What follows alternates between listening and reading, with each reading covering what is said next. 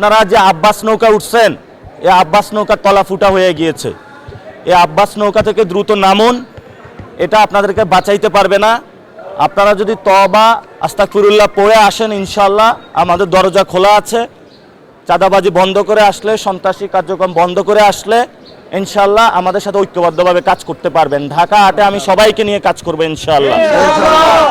আর হাবিবুল্লাহ বাহারে যারা আমার উপরে আক্রমণ করেছে, ওরা না বুঝে আক্রমণ করেছে, আমি তাদেরকে ক্ষমা করে দিলাম।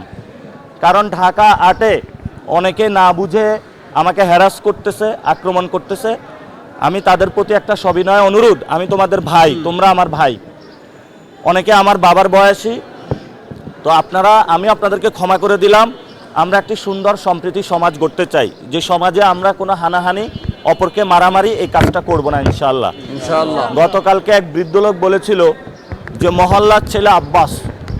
মহল্লার ছেলে আব্বাস হলো, মহল্লাতে কি ছেলে একটাই আব্বাস, আর কেউ নাই?